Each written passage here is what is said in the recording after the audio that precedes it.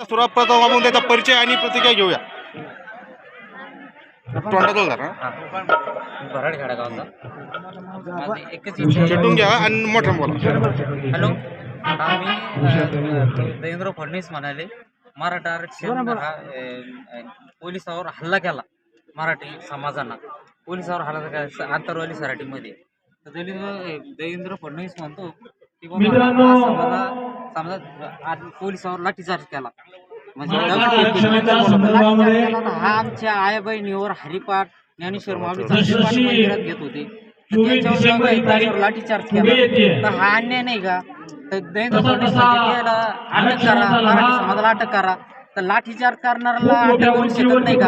आदेश देणाऱ्याला अटक करू शकत नाही. ज्याने आदेश दिले लाठीचार्ज करणार, ज्याने आदेश दिले त्याला अटक करू शकत नाही का?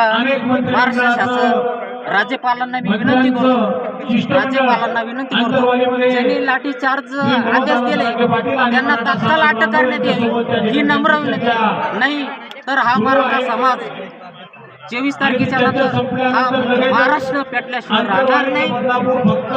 24 तारखेनंतर तुमची भूमिका काय राहणार जर आरक्षण भेटलं नाही तर? 24 तारखेची भूमिका भेटलं नाही तर आमच्या जरांगे दादा जिथं तिथं आम्ही जाऊ शकतो. आमच्यावर गोळीबार जरी केला तरी मी छातीवर गोळ्या घ्यायला तयार आहे.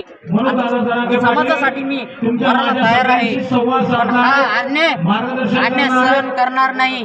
कारण की राज्यपालांना माझे आदेश आहे तात्काळ ज्यांनी आदेश दिले लाठीचार्ज त्याला तात्काळ अटक करण्यात यावी. नाही तर उद्या महाराष्ट्रात फिरू देणार नाही. या देवेंद्र फडणवीसला हा माझा आदेश आहे. ज्याला काय करायचं असं त्याला माझ्या छातीवर गोळी घाला. हा गोळी सांगतो मी. आणि मराठ्यावर ह्या आई बहिणीवर अत्याचार केला यांनी. अत्याचार याला काय आई बहिणी नाही? आई बहिणी देवेंद्र फडणवीस का आई बहिणी नाही का? त्याला आई बहीण नाही का? ज्याला आई बहीण नसते तोच हा लाठीचार्ज करू शकतो. हा ठामपणे सांगतो मी. आणि मराठी समाज हा गरीब समाज हा एक 50 रुपये रोजाना 100 रुपये 200 रुपये रोजाना हार. मी आता मला 1 गुंठा सुद्धा जमीन नाही. काय सांगतो मी? 1 गुंठा जमीन नाही. मी पोट कसं भरतो माझं मला माहिती आहे. मी आज सांगू शकतो मी कसा करतो काय करतो. मी एक इस्त्री मारणारा माणूस साड्याला पिको मला 100 ते 150 रुपये रोज पडतो.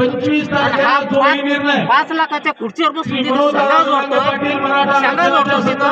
अरे इथं येऊन शेतात पाणी भरणार नाही. तसे साप कसे इचूड असतात याची जाणीव घेऊ जरा तू. जाणीव घेऊ म्हणा सरकारला जाणीव घेऊ म्हणा. 1 दिवस 1 घंटा तरी पाणी भरून टाकून वावरामध्ये तर तुझी पाठ तो आवडत्या नाही तर राजीनामा दे आणि महाराष्ट्र सोडून चालले जाय.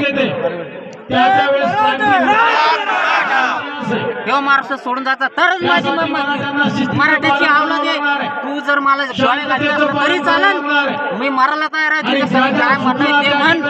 मी भेट नाही कोणाला. कोण आरक्षण आमच्या हाताचं नाही कोणाच्या बापाचं. 25 तारखेला मुंबईमध्ये करणार आहे. 24 तारखेला आरक्षण नाही भेटलं त्यावर तुमचं काय म्हणणं आहे? नाही भेटलं तर हा मराठा राहणार नाही. आणि तुम्ही आता त्यांनी आदेश दिले आम्ही मुंबईत मोर्चे येऊ देणार नाही. कसे हे कोण आधी मुंबईत मोर्चे नाही येऊ देणार नाही. आदेश नाही आम्हाला येऊ नाही जाणार. याशी मुंबई याच्या बापाची का? मुंबई या शासनाची याच्या बापाची का? आमची नाही का मुंबई? याशीच मुंबई का? मुंबई आमची नाही. आमची सुद्धा आमची मुंबई आहे. आम्ही मुंबईत येणार. तुम्हाला काय गोळा घालायच्या त्या आमच्या मराठा समाजावर घाला. आम्ही मरायला तयार आहे आणि जिंदाबाद आहे. आणि या पोलीस प्रशासनाला सुद्धा असं संदेश देतो की तुम्ही न्याय द्यावा. आणि तुम्ही जो कायदा हातात घेतात तो न्याय देऊनच कायदा हातात घ्यावा. आणि मराठ्यावर अन्याय करू नये हीच माझी इच्छा आहे. जो मराठ्यावर अन्याय करीन त्याला राज्यपालांनी तात्काळ अटक करण्यात यावी ही माझी नम्र विनंती.